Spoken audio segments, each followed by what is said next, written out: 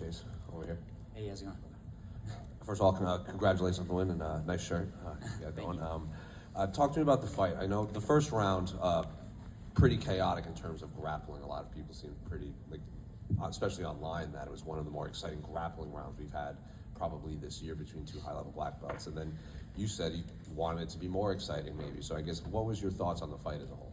Yeah, I don't know. It's one of those things we're always looking for a finish. But Jim's so tough. Like, I felt that he had answers for a lot of the little tricks and stuff. Like and he said it in interviews like leading up to the fight. He's like, I was a black belt when this guy was a little kid. Like, he's got so much more, just time in as far as jiu-jitsu goes. So I was happy to be able to dominate him more on the wrestling side.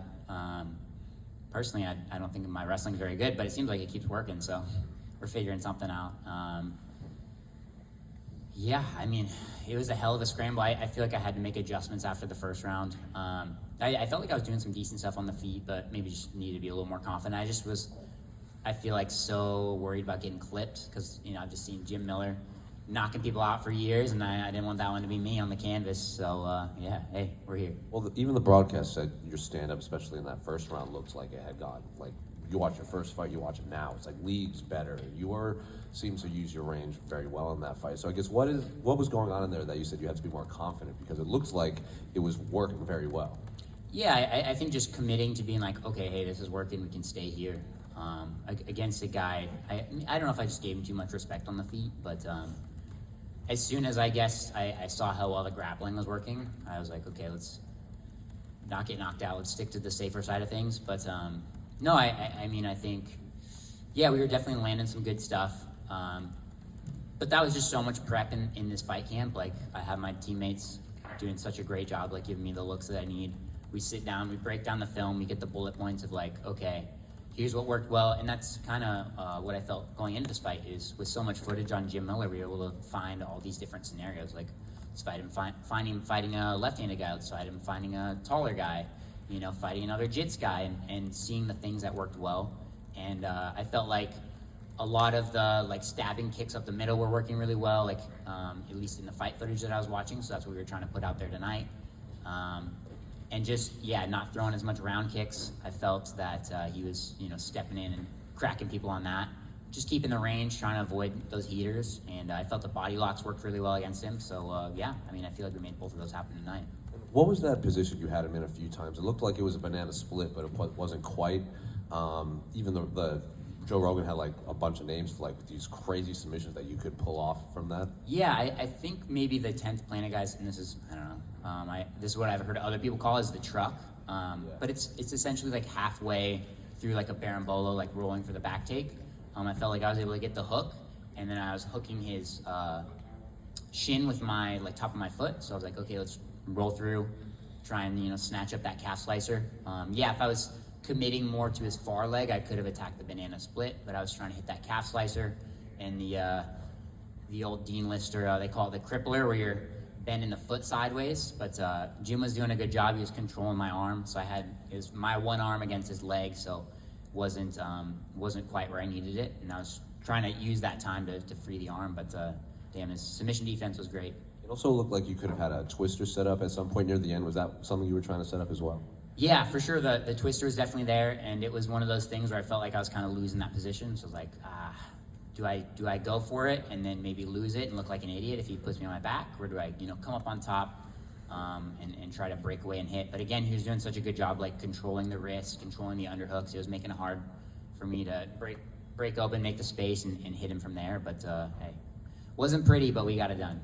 And then last one for me, you had a couple names that you wouldn't mind fighting. I wouldn't say they were exactly call-outs, but I guess, you said you don't want to fight these older guys anymore, so is this now the time you want to, do you still feel like a young prospect? Because people are calling you that online, and there seems to be this debate of whether you're still a prospect or you're now an established MMA fighter at this point. Half the kids I train with are 19 or 20, so I'm definitely feeling like the old guy now, but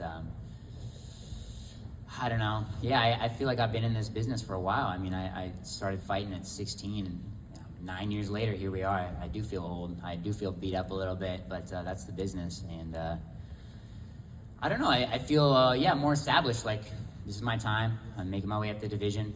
I don't think anybody gets a pretty win over Jim Miller, and you know, you got to make it happen however you can to, you know, it's him or me, and we made it happen. Chase, I think Rogan right here. I think Rogan also called it a crotch ripper on the broadcast. Have you heard that one before? Yeah, I mean, I feel like that's the synonym for the banana split. That's my favorite sub. Just, you know, there's nothing that'll make a man's hat faster than you ripping his groin. At least in training. I haven't tried it in a fight because I feel like somebody's probably willing to let it go. And yeah, I'd rather stick to the stuff that I think would be a little quicker. But yeah, crotch ripper's up there. Did you also say in your post-fight interview that your forearms were tired because you were dooning too much? Hey, you know, we got to try different stuff for the cardio. You know, yeah, that is what I said. Correct. I didn't get the crowd pop because I feel like in the arena you can never hear what you say, but it's funny to me. Damn it. I guess what's the appropriate amount between what you did and Sean O'Malley's preparation for his title fight? Yeah, I'm not a big proponent of semen retention. Respectfully, I got a buddy over there. That's his thing. But hey, you know, everybody's got their own, you know, different strokes for different folks, as they say. Jason, right here, congratulations on the win. Dagger to the heart, calling 25 old. But anyways, you mentioned that you actually don't think your wrestling is that good, but like you said, it keeps working. What do you see in your wrestling that you think you need to improve? I don't know. I just always, I did wrestling 1 year in middle school and I hated it. Like I've always been a jiu-jitsu guy. Like that's been my number one. I guess I don't think I have good traditional wrestling, which is nice because someone like a I'm not saying I'm GSP, but someone like a GSP came in as a karate guy, but you get an athlete and then you're able to teach him, like, okay, you know, we take out these posts and get the guy down this way, and you don't teach him like a traditional double leg. Like he figures it out based on his own style, and I feel like that's kind of what we're getting. So it's kind of like a weird, you know, amalgamation of all this, you know, jiu-jitsu stuff with a little bit of wrestling. But you know, like if I threw on a singlet, I would suck in the wrestling room. I just still hate wrestling, but you know, we got to do it sometimes. Fair enough. And then, you know, you kind of touched on it. You know, you are not really a prospect anymore, and you're 25 and you've been in the UFC for a while. I think this is your 11th fight. But you also kind of grew up in front of all of this, from the Contender Series right through to the UFC. Can you put into words what that has been like? Yeah, I mean, I honestly, I really, and people like to, I don't know, I feel like more the outside commentators, they like to like bag on the UFC, but honestly, like, this company's given me everything. Like, when I fought on the Contender Series, I had like $34 in my bank account, and now, you know, I have a wife, a baby, like a house. You know, this is providing, you know, just these couple times a year fighting, I'm able to provide for my wife and daughter, and yeah, I mean, I'm doing it for them now, and it's having a purpose, and it's going from, you know, where it started out like ego and paying the bills to now, you know, doing it for them. It feels good. It feels like things are going the way they should. You know, you don't get the storybook thing very often in life, but I feel like we're here. Good to hear. Thanks. Thanks. Chase, you mentioned your family. You know, your daughter's very young. You started your UFC career really young. What's one lesson you learned from there that you plan on teaching her one day? I mean, I think it's easier said than done, but just trying to not care what other people think. Like, again, my Contender fight, like where I got beat up the first 5 minutes, like all the comments, or at least half of the comments, were telling me how much I suck, you know, how I should stop fighting, you know, they shouldn't have signed you, whatever. And you just got to realize, like, oh yeah, those people don't matter. Like the ones that are in my corner, literally, you know, and the people that I'm coming back to, like those are the ones that actually matter. So yeah, just stick with what matters. And that's the people that you see every day. And yeah. You seem to be getting choked up talking about your family. The MMA community really appreciates you because you bring a fresh perspective to the game. Humble, but also analytical and pretty funny. Where did you get your personality from? Like, who in your family? I don't know. I guess just myself. Like, I don't know. I'm just awkward, and I got a lot of, you know, practice. I guess with Fight Pass. Just I don't know, like messing around, like having fun with your friends, and it's like, oh, now we film it. Like the Masvidal thing. Like that was just like they're like, oh, let's do this. This will be funny, and then okay, let's film it. See if other people think it's funny. You know, I don't know. It's again, this is a ridiculous sport. Like I'm out here fighting in my underwear for a living. Like what is there to be serious about? I mean, obviously I'm serious about the training, but again, like this is, I'm fighting for people's entertainment, and yeah, I don't know, entertain the people. Why not? Thanks, Chase. Thank you. Chase, you mentioned Tom Nolan. What about that matchup interests you?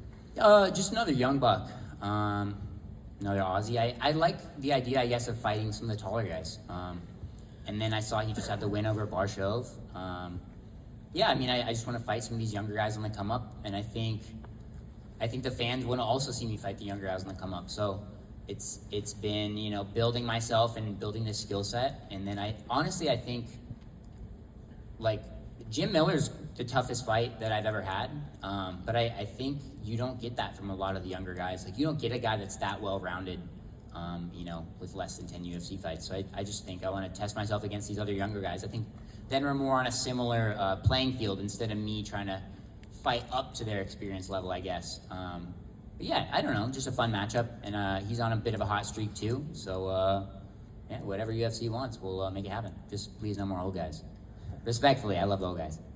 Given Tom was hurt after his last fight and you've just fought tonight, when could we expect that matchup potentially? I don't know. I'm going to Mexico the week after next. I'm probably gonna get a little fat, and then I'm gonna pull a patty, you know, blimp up, and then we're gonna get skinny. I don't know. I wouldn't mind, like, I don't know. We'll see if they'll let me get one in before I turn 26. So like, I don't know, maybe tail end of the summer, you know, early fall. Whatever Uncle Dana and Sean, Mick, all those guys want, we'll make it happen. Thanks, mate. Thank you. Thanks, Chase. Good. Thank you, guys.